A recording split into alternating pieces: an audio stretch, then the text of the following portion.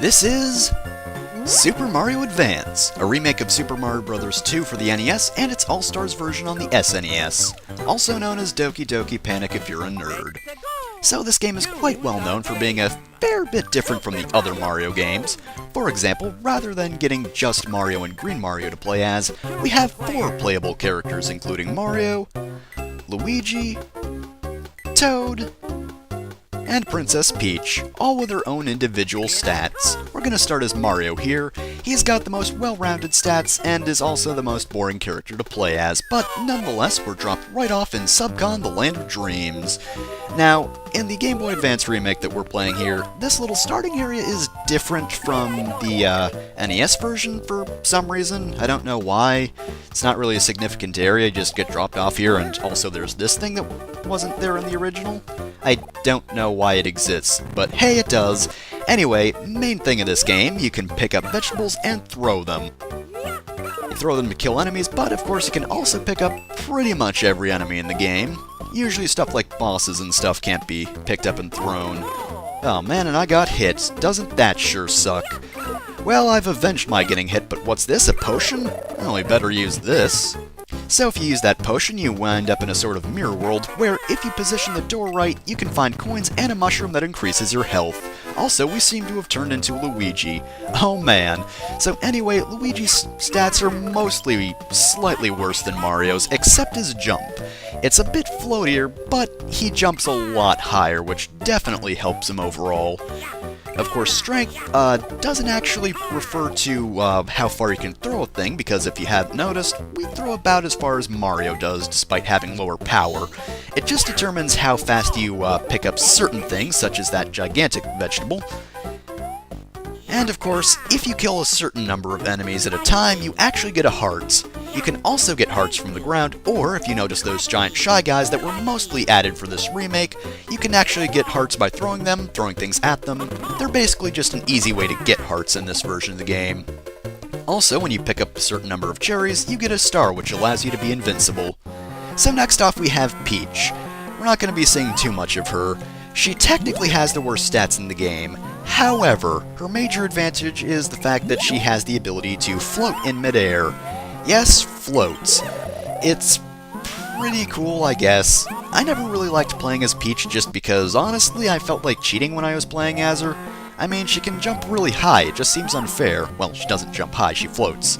Honestly, though, her jump stat itself is actually kind of terrible, which is why I'm bringing this Starman. I want to throw him over there, and then use him to jump up here. A bit easier, just show that off, and then I'm going to kill my servant. Take that. Haha. You can also pick up bombs. Bombs are my least favorite part of Super Mario Bros. 2 because, yeah, it's all a timing game, which I've never really been good at. This door will actually lead you behind the boss of this area, which is... Oh, geez, another bomb. Why would you give me that? Which is actually why I'm not going there, and in fact, I'm going to be playing as Toad instead. Now, Toad has the worst jump in the game, but honestly, that's not really a huge thing. He's very fast and he's very strong. He can pick almost anything up pretty much instantly, and again, he goes really, really fast. He is my favorite character in this game, and in fact, he's kind of the reason I decided to showcase all the characters in the first stage. It's because I'm not going to play as anyone else in this game other than Toad, because he is the best. Also, if you haven't noticed, this game has voice acting, and it's absolutely fantastic, as I'm sure you've noticed. Really, I can't think of any better voice acting in any game, and I just hurt myself. How did I even... Whatever, shells give you health if you throw them, and of course they can just plow through enemies, so they're very useful. Also, there is a certain reward for picking up a certain amount of vegetables, which I don't get too often, but I believe we get it in this first stage. Some point, though. Forget how many vegetables it is. We can also go into this little vase here and grab a potion. So, generally, these potions are used to find these mushrooms. For example, if you drop a potion here, yeah. It's kind of a game of knowing where these things actually are. I honestly looked all of them up on the internet because some of them can be pretty tricky to find. Oh, and that's what I was talking about before. Grab a certain number of vegetables and you'll actually get a little clock that allows you to freeze time. Which is, It's okay, I guess. It's not really the best thing, and you won't really see it too often, because usually you won't pick up enough vegetables to actually get it. You might also notice these A coins. They're kind of like the dinosaur coins from Super Mario World. They're more or less just as pointless, but hey, you can get an extra life if you pick them all up, and it does count for some sort of completion, so I will actually be getting all of them in the game. They were added to the remake, of course. They weren't in the SNES or NES versions. Also, since I didn't mention it before, we actually have 5 pieces of health. I will explain why that's different from the NES version later, but before we settle that matter, we've got a boss. This is Burdetta. She's a fairly easy boss. Basically, it's just all about timing. Jump on the eggs as she throws them, and then just throw them right back at her. I would say there's an Easter egg here, but it's not actually available with this version of the boss, oddly enough. But whatever. Burdetta's pretty damn easy, especially with the layout of the area here. So we're gonna grab that crystal and be devoured by a hawkmouth. And at the end of the stage, if you collected any coins, you can play this slot minigame. Cherries count as I don't know slots terms. I don't gamble often, but yes, if you get a cherry first, then you will get a free life no matter what you get after it. Every other thing, though, you have to line up 3, otherwise, you get nothing. I'm probably gonna cut most of these out because they're kinda boring. Whoa, exciting slots action! Whoa! Am I going to get 3 of a thing? No. It doesn't even try to lie to you, like, oh, you got 2 things in a row, oh, you didn't get the last thing. No, it's like, okay, you get this, you get a completely different thing, and then you get the same thing as the first. Anyway, yeah, we're gonna keep playing as Toad, because he is the man with the proest strats you've ever seen. Absolutely no strats are more pro than his. Okay, I do tell a lie. Luigi and Peach do have a different jump, which do allow them some secrets that Toad can't actually access, such as that little shortcut in the first stage that I was talking about. And speaking of shortcuts, if you're playing as Luigi, you can actually jump to the top of that hill and get another shortcut.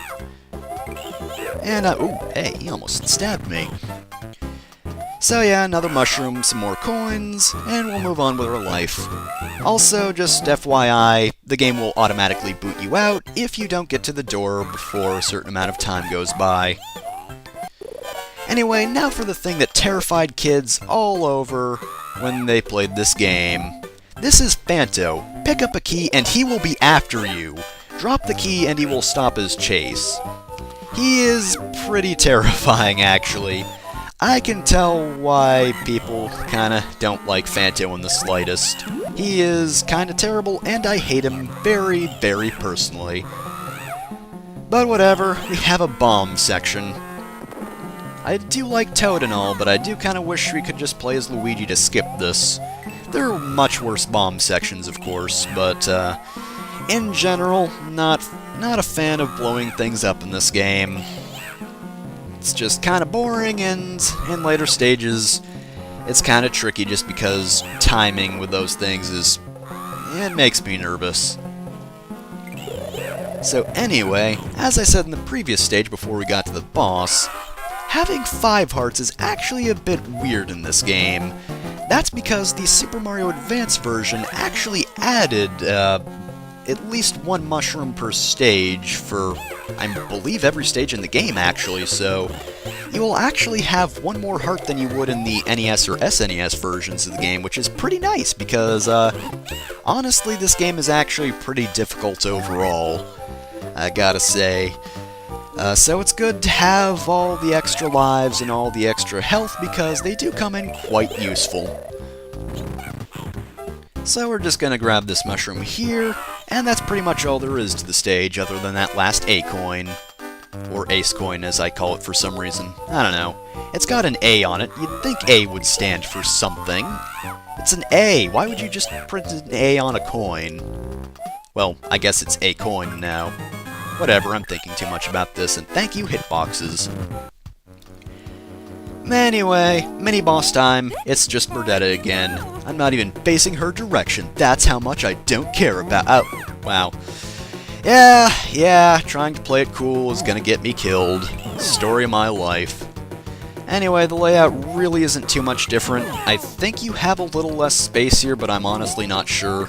This is still a really easy boss overall, so really don't sweat it unless you're that bad at landing on eggs. So let's grab another crystal and be devoured yet again. Toad is so happy about being eaten by a giant hawkmouth.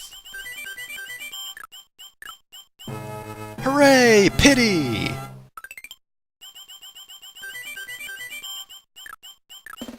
Oh wow, 2 in a row.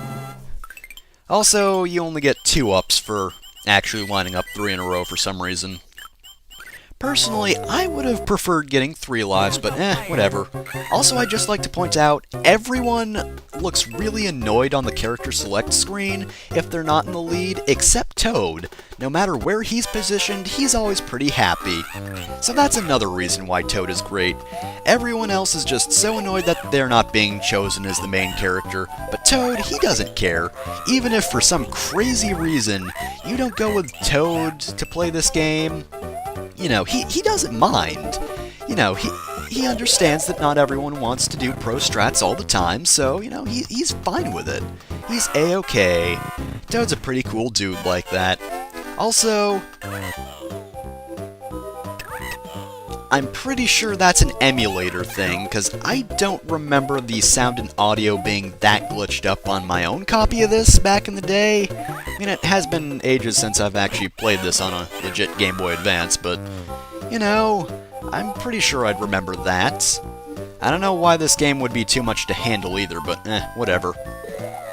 Anyway, this is actually a pretty tricky secret mushroom to find. It's all the way back up here. And man, I don't like crossing that waterfall. So, yeah, not a fan of getting that mushroom, but whatever. Also, don't just go running off the sides, or you will kill yourself like that. You'll just run right off into the waterfall and into the abyss and die. So, of course, this is the last stage of the first world of the game, so what would the end of a world be without a giant castle to go through? We just start outside of it, which is pretty cool. So, we actually get introduced to these mushroom block things. Of course, we can pick those up and use them as weaponry as much as we want. However, we can also use them as platforms if we so desire, and in fact, we've got to do that right there. Of course, here's another mechanic I haven't introduced just yet once we stack these up. Oh, darn it, I am really bad at this for some reason. Okay, so if you hold down, you will actually charge a super jump. So yeah, that is definitely handy, especially for Toad, since, you know, he's not the best jumper and all. I mean, he's still got the pro strats, don't get me wrong. But nonetheless, he does need a little help jumping sometimes. Not that often. Pretty sure this is the GB exclusive secret mushroom they added. So, this one's easy enough, you just put it down right here. And the mushroom's over there. Easy enough, right? Oh yeah, and if you try to use the potion inside of the vase, it won't actually do anything. It'll just disappear instantly, and you will have wasted a potion, you idiot. Okay, that was a little mean, but whatever. Anyway, yeah, Vanta was introduced in the previous stage, but generally he stays in castles. Alright, so what you're going to want to do here is go to the right. The right is definitely the better path, since you don't have to swerve by those platforms. Basically, just fall as fast as you possibly can, and Phanto shouldn't catch up to you for a while. The key also makes a pretty good weapon, but I just neglected to do that here because I actually thought you needed to ride that Shy Guy, but no, not in this stage. Ooh, okay. I'm gonna have to go back for the A-coin. I can't do that, right? Yeah, I can go back for the A-coin. Thank goodness. I hope I didn't worry you guys too much. Oh man, I bet you were all just sitting there going, no! He missed the A-coin! Anything but that! My life now holds no meaning whatsoever. But no, I went back for it. Don't worry, you're A-okay. Save the day by grabbing an insignificant item and then getting hit like an idiot. And I'm fairly certain we are basically at the end of the stage, and oh sweet mother of God! That has to be an emulator thing, I'm pretty sure it is. Oh, what's this? The crystal's just right there, we don't have to fight a boss to get it? Now that's just odd. Well, that's because the boss is actually after the hawk mouth. And we can see the boss right through here. He throws bombs, he's gonna try to help us with a wall, but of course, as I said before, this game does have the best voice acting. Here, have some bombs. Classic Mauser right there. So, like bomb usage in any other stage, this is all about timing. You gotta pick up his bombs, throw them back at him, and make sure they land right next to him. It can be a bit of a tricky battle just, aiming the bombs themselves, but he doesn't have all that many hit points, so he's pretty easy overall. And with that, we're done with World 1. Or are we? I wasn't referring to this when I said, or are we? This is the slot machine. It happens in pretty much every stage unless you don't pick up any coins. I should really start not picking up any coins, because this isn't really fun. Though, in fairness, I'm getting a lot of lives, so maybe I shouldn't have said that too soon. See, I insulted the slots gods. And I've ruined my chances. Anyway, as I was saying before, there is actually a secret warp in this stage. It's not like Super Mario Bros. 1's secret areas, though. Warp zones, rather. This one's slightly different in that we don't have to go over the ceiling or anything, nor do we have to get hit like a moron. You can skip over that part. Rather, we actually grab this potion and use it over here.